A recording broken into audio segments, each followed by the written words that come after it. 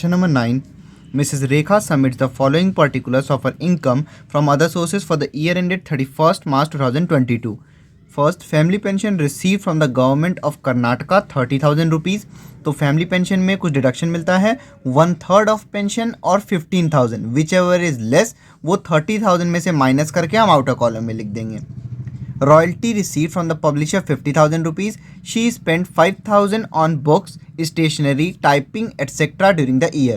तो रॉयल्टी जो भी रिसीव होती है वो टैक्सेबल होता है और जो एक्सपेंसेस रिलेटेड टू रॉयल्टी है वो लेस हो जाएगा. तो या तो आप 50,000 में से डायरेक्ट माइनस कर दो, 5,000 आउटर कॉलम में लिख दो, या फिर पहले 50,000 पूरा पूरा आउटर कॉलम में ले लो और जब लास्ट में सारे चीज़ आप आउटर कॉलम में लिख देते हो तब लेस अमाउंट डिडक्टेबल करके 5,000 rupees.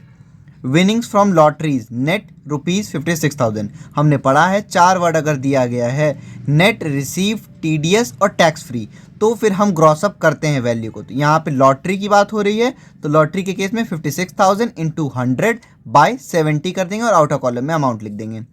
Winnings from horse race net ₹28,000. तो यहाँ भी नेट लगा हुआ है और हॉर्स रेस, लॉटरीज, इन सब के लिए इंटू 100/70 करते हैं. तो 28,000 into 100/70. Interest on tax free debentures of Mysore electric company listed 7,200 rupees.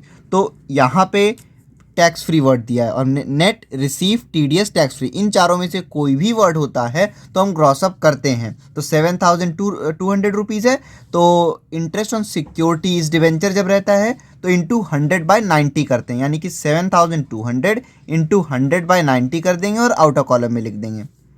Interest on 10% tax free bonds of the government of India. यहाँ पे भी टैक्स फ्री वर्ड है लेकिन यहाँ साथ में लिखा हुआ है गवर्नमेंट ऑफ इंडिया और हमने पढ़ा है गवर्नमेंट ऑफ इंडिया के बॉन्ड्स या सिक्योरिटी के साथ अगर टैक्स फ्री वर्ड लिखा हुआ है तो ये एग्जेम्प्ट हो जाता है. Interest received on tax free government securities exempt. अगर गवर्नमेंट सिक्योरिटीज के साथ टैक्स फ्री वर्ड है तो एग्जेम्प्ट. अगर सिर्फ लिखा हुआ है स्टेट गवर्नमेंट या सेंट्रल गवर्नमेंट सिक्योरिटीज तो बिना ग्रॉसअप किए हम उसको आउटर कॉलम में लिख देंगे.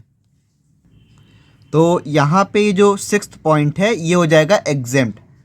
और ये आप 5th पॉइंट में नोट करना, टैक्स फ्री जब किसी प्राइवेट कंपनी के साथ लगा हुआ है तब तो क्रॉसअप करते हैं लेकिन गवर्नमेंट की बात हो रही है तो फिर एग्जेम्प्ट हो जाता है. ध्यान रखिएगा ये चीज़. Dividend net ₹8,000 received from a foreign company.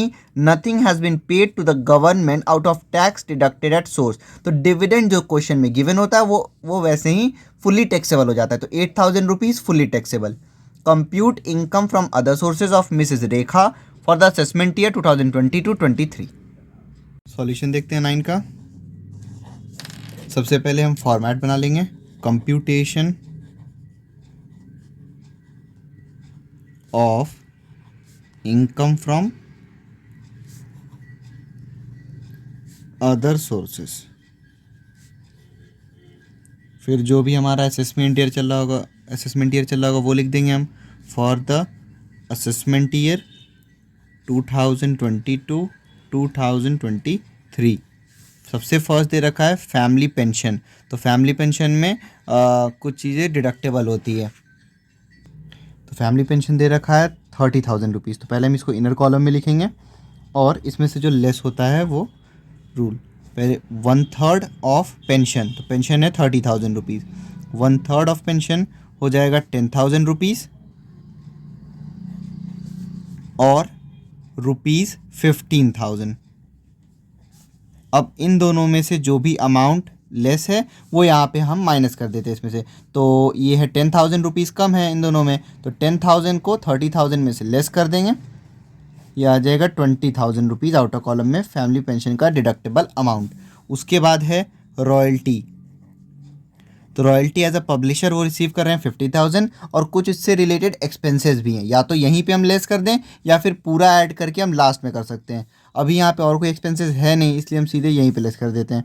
Royalty 50,000 rupees है और 5,000 रुपीज़ उन्होंने एक्सपेंसेस पे लेस किए. तो less expenses on books, stationery etcetera, 5,000 rupees उन्होंने स्पेंड किया है. तो ये लेस करेंगे हम, ये आ जाएगा 45,000 रुपीज़. थर्ड पॉइंट है विनिंग फ्रॉम लॉटरीज, लेकिन साथ में नेट भी लगा हुआ है, और नेट रिसीव टीडीएस या टैक्स फ्री लगा होगा तो हम इस अमाउंट को ग्रॉस अप करेंगे।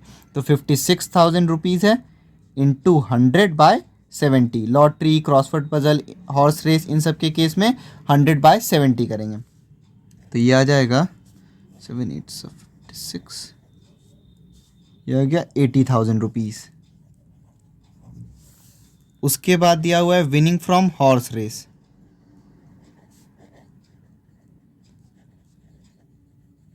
तो इसके साथ भी नेट वर्ड यूज़ किया गया है, तो इसको भी ग्रॉस अप करेंगे।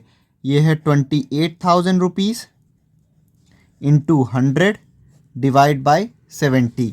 इसको सॉल्व करेंगे हम, तो ये आ जाएगा आपका 7 4 से 28, 4,000 इंटू 100, ये आ गया 40,000 रुपीज़। उसके बाद दिया हुआ है इंटरेस्ट ऑन